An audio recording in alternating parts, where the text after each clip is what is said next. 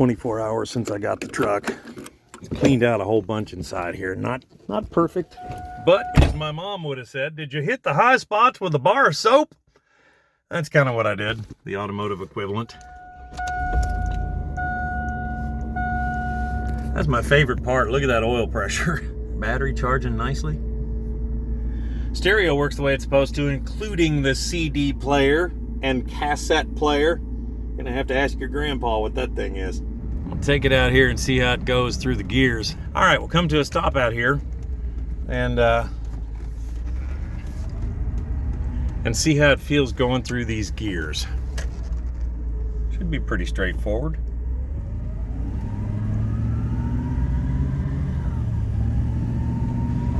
Smooth transition first to second. We're in third. There's fourth. I don't know if we're in, yeah, there goes fifth. Basic stuff out of the way here. Got an air filter. What? Holy crap. I did get some throttle body cleaner. Maybe I'll be doing the mass air as well. Look at all that funk. And some critters growing down in there. Jeez. I guess I'm grabbing a vacuum. Look at all that over there. Man, look at that too. Absolutely freaking nasty. Guess I'm gonna vacuum out the air box.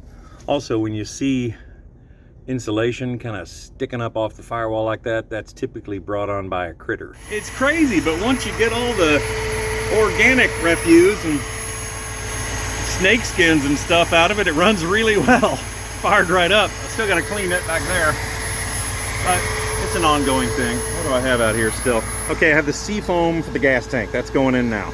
That made a difference. Holy crap. It was falling on its face and dying and stammering and all kinds of stuff before.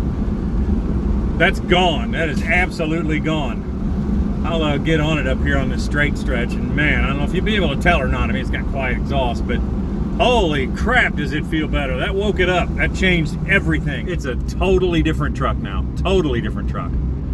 I now know what that torque feels like that all you guys, the fans of the 8.1s, have been talking about. There's so much power there. It totally ignores the fact that this is a heavy truck. Totally ignores it. So let's come to a stop here. All we did was clean the throttle body and clean out the air box, put a new air filter. Let's stomp it. Grabbed a little bit first. Second, nice. Oh, that's smooth. Man, this engine is dialed in. This engine runs freaking beautifully now. Still about 75 to 78 pounds of oil pressure. Let me see what it is at an idle. Come to a stop here now that we got some warmth in the oil. At an idle, it's 45. I'm happy with that. I'll be okay.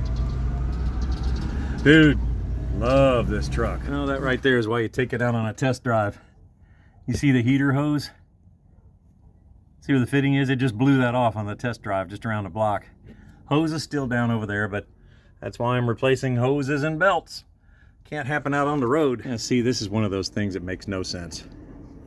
Let's get a rubber hose and a clamp that would normally go right onto that aluminum piece right there. And let's put a plastic coupler between them. Somebody explain this to me. I'm not an engineer, but it surely does not seem logical. This appears to be a pretty easy fix. I'm just gonna undo that there and then put the new piece on the end of it.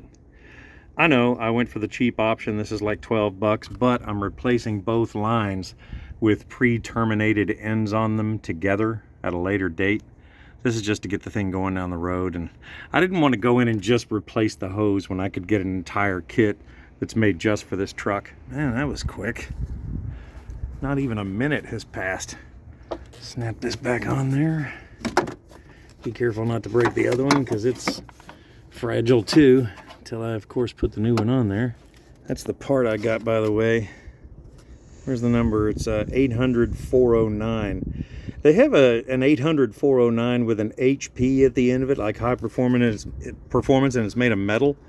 This one was, like I say, about 12 bucks. The other one was $28.99. So this looks like it's This one's definitely me. All right, quick scan of the gauges here. Nice smooth idle. Charging really well. Killer oil pressure. Temperature's nice and low, about 165, 170. Well, that slid right back off again. Came back in the driveway and it had already slid off, so I guess I'm gonna wait for it to cool down and try to slam that thing on there better. If the plastic one does not solve it, I guess I'm moving on to the billet aluminum one. Show truck. Yeah, the bad news is that plastic fitting came off again, but there's good news. It happened right in front of a Burger King. I'm gonna save you guys a little time. This little fitting here on this, total junk. The plastic ones, it came off like 4 or 5 times, so I had to go back in and buy the 800 409 HP, the metal one instead of the plastic. Hopefully this thing will work, but I gotta grab that thing off there and vent some of the pressure because I'm at the O'Reilly right now. The new $30 fitting is now on the truck. The $12 one, that's a big no. I want to show you guys here on this, turning onto this road, how this thing runs.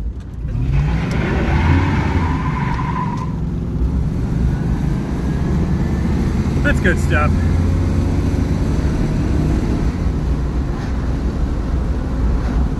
Burnouts are always awesome. I don't care if it's in a truck or a Cavalier.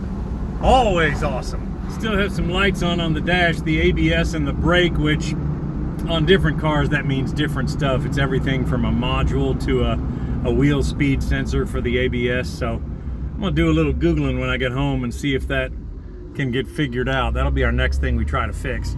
But for right now, it's running well, man. I'm driving it along. The transmission's doing great. I'm still gonna go home and change out the fluid, but I've been back to O'Reilly twice, and the fluid they said they were gonna have when I got back, they still don't have it.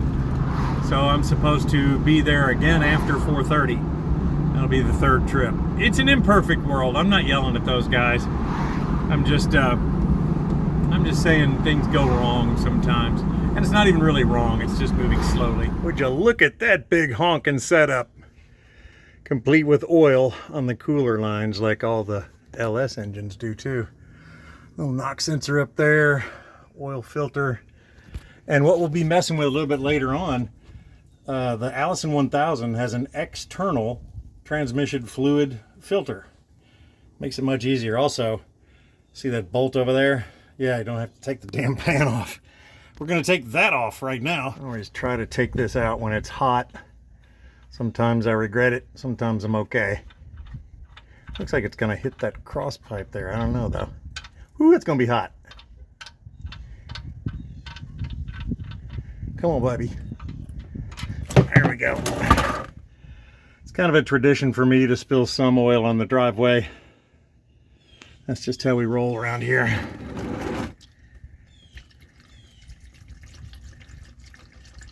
It's that 5W30, man. Watery. Twin bolts on the motor mount? Torque, son! Best oil filter wrench ever. These things are bad, man. They will release anything quickly. That's what's going in the transmission, and boy, are they proud of it. If you look around, you'll find it for just under 50 bucks a gallon. And it takes 2. Then again, every fluid's going crazy these days on price. There's the trans filter I got. A bitty critter. I was thinking there for a minute maybe an oil filter would work. Then I thought, you know what, this is gonna have some PSI behind it. By the way, when they say you put it in, you don't have to fill it. And the way the truck is made, you can take the filter off and it's just going to spill out what's inside here. It goes without saying, remove this plastic or your day will be bad. Little reminder, you may want to make sure that your pan is totally empty, because this is not like 6 quarts, this is 2 gallons. There's gonna be a lot coming out. And it's always bad when you realize that there's not enough room in that container for all the fluid. That's just a crappy moment. That stuff does not smell encouraging. I'm glad that's coming out. I'm gonna wipe off the mating surface and put the new one on. I'm doing this stuff with one hand. Life of a YouTuber, brother. All right, 2 gallons of liquid gold in that transmission. Take it around the block. Summing things up here, I did not find any trash in the transmission pan or in the oil pan. Things look really good. Fresh fluids throughout now. The only thing that's not is the rear end. Underside of the truck looks fantastic. 0 rust down there, as I suspected, because the top looks killer too. But there's only one thing really to still do. And that's give this thing a little test drive, see what's up. I'm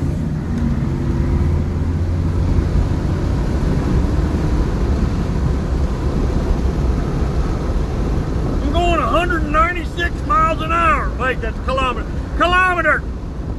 I don't even know what a kilometer is. I think it's kind of like a hectare, only it's a straight line. I don't know. Truck's running well though. All the fluids are kind of looking the way they're supposed to. Killer oil pressure, transmission temp's good. Now I gotta find some codes in here, but that's the end of the video for today. The truck's running and driving great. I'm gonna use this truck quite a bit, but I'm not gonna abuse it. Had lots of people saying, why don't you swap out this? Why don't you do that? No, I'm just gonna keep it running really well and use it to haul old cars around on my open trailer. It's gonna have a pretty easy life generally. Checking to make sure there's no seepage around that new fitting in there. Appears to not be. All the gauges are kind of where they should be. The AC does not work, so I'm gonna mess with that next. I guess on to the next video.